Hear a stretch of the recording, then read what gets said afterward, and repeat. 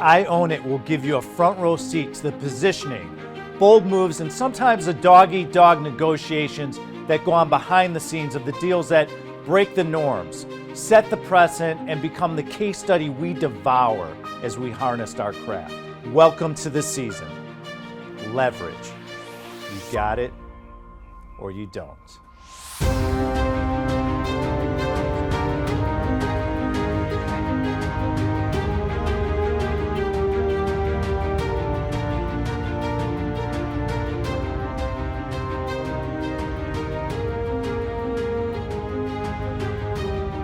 Welcome to the show. Natalie, thank you for joining us. So, what is leverage?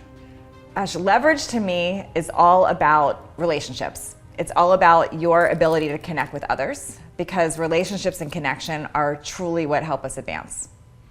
So when was the first time you learned about leverage?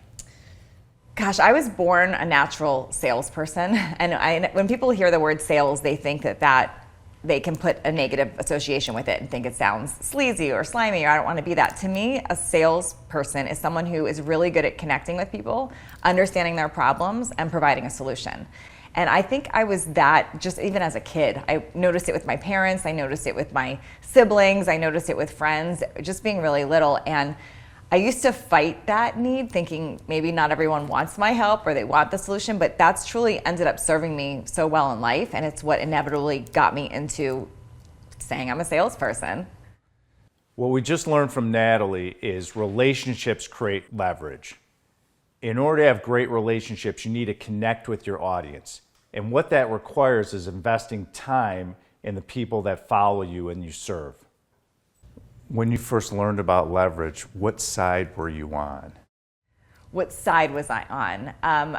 I was on the side of this is great, leverage is great. It doesn't have to be a negative thing. I think people sometimes will take the word leverage and think of manipulation or think of how they're convincing people in a negative way. I think of it as it's a way to not just help yourself, it's a way to help others. So I was on the side of that, of believing that this is a good thing. So especially with social media, you have a large presence and in business now. How did you implement leverage to grow to where you are today? Yeah, so social media is funny because I'm asked a lot of times to speak on social media, or how do I grow my social media, or how do I train my team to speak on social media? And what I want people to know is there's no magic formula or team or person to grow your social media. What works on social media is being yourself and talking to actual people. The way I like to describe it is if you were to go to a party, you wouldn't just sit there promoting yourself. Hi, I'm so-and-so, and this is what I do. That's not what you would do. You would actually walk around connecting with people, talking to them, engaging in conversation, asking questions, responding to those questions based on what they need. Social media works the same way. If you treat social media like that, like this is just a large party of people, but I'm gonna interact and get to know what do they want, what are they here for, what do they need more of, and I'm gonna respond to that. That's how that works on social media, and that's how you get that leverage. But when I watch people just, they go and buy followers or they buy likes and they're just buying the traffic and all that, that to me is ego. That's not leverage, that's ego. Like I'm just gonna look like I have this big presence. That's not actually connecting with people or having them want to grow you or be part of what you're doing or your movement. So as we just discussed with Natalie, are you just growing your following or are you really serving your audience? Ask yourself, who are you serving? Why are you serving them? And how do you know that you're actually serving them? So as you've aged, your audience has aged, and you've switched gears and got into an aging well category. Yeah. Explain what is aging well to our audience. So I'm 52 years old, and yes, when I started my online fat loss and fitness business, I was 36 years old. And I was that original person, I was the broke, overweight single mom that connected with people through that and helped them change their body. As that changed, I also changed. I'm no longer that person that I was initially. So over the years, as things have changed for me, I've changed my messaging, I've changed who I'm connecting with. In fact, I took a big pause from fat loss for a while figuring this out.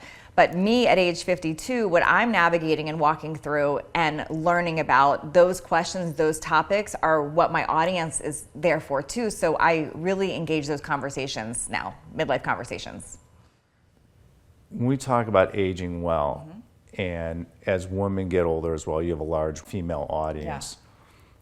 How can you use aging well to leverage yourself and create success? So aging well is a big term. To me, what I think ages people well is redefining aging on your term. So no matter what age you are, it's what you want for yourself and your possibilities that is amazing. So I say that because a lot of people are so scared of aging, or they say, things are falling apart, or things aren't working, or I don't have the energy, I don't have the focus. There's like a whole list of things that go along with that. When you do that, the leverage you are creating is you are enrolling people in that negative image of aging. You're enrolling people in why you can't anymore, why we're sorry for you, that's sad, that sucks, woe is me. When you look at aging well, if you define that I want to age well and you show up as that version of yourself, that gives you leverage because people want to learn from you. You're inspiring to people. You've got a message to share. To me, aging is a really amazing gift, and we have a lot to offer, especially younger people. But when they see you aging well, that's leverage. They want to learn from you. When they see you aging not well and complaining about it, that's hurting your leverage.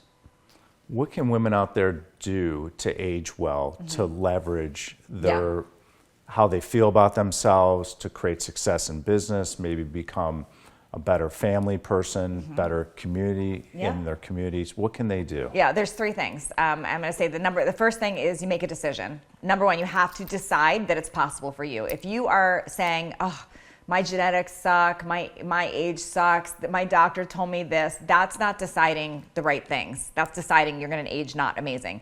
If you say, I've decided that I'm going to be the best in the best decade of my life, I've decided that I'm going to go create a new business, I've decided I'm going to be in the best shape of my life, I've decided my relationships and my traveling is going to change this year. It starts with a decision, and we're deciding all day long. The average person, we've got over 50,000 thoughts a day, random thoughts, and you're making decisions based on those thoughts. You're deciding to scroll social media, you're deciding to be lazy, you're deciding to not work out, or you're deciding to, I'm gonna better my life. So it starts, number one, with making a decision and being really clear of what you are gonna focus on. The second thing is being clear on your vision. It's interesting in business, being clear on your vision, knowing what you wanna create, knowing what you wanna do with real estate, knowing what you wanna create. You knew that first. We're not doing that very well with aging. People think of aging as a doomsday and they're focusing on that vision. But if you create a vision for yourself and say, you know what, 50, 60, 70 is going to be the best years of my life, I'm going to be doing this, and you're crystal clear on that vision, you will step into creating that. So the first thing I ask women that come into my fat loss programs or any of my stuff is I say, what do you want? And it's interesting how they tell me all the things they don't want. And that's vision right there. I want people in the idea of what do I actually want to create for myself. And then the third thing is going to be the action aspect, because you don't just get things to happen by making a decision or visualizing it. It's not woo-woo. It's the actions that you're taking, and are those actions reflective towards your decision and your vision? Are they matching? And it's doing the actions in the right order to make sure you get to your vision. When is leverage going too far? There's two places it's going too far. One, if we are using it for manipulation. And two, if we're using it just to feed our ego, because that doesn't work. Because just saying I've got leverage, like you asked me initially, let's talk about your big social media following. And to me, that would tap into ego versus like, let's talk about who I serve, who I help, why I help them, what that is. So leverage can go too far if you're using it for coercion or manipulation, or you're using it to feed your own ego. Thanks for joining us. We appreciate it. Thank you. It's time to jump out of your comfort zone and start using leverage you have right in front of you. Are you ready to put in the hard work? If you said yes, then what are you waiting for? Let's go out there and own it together.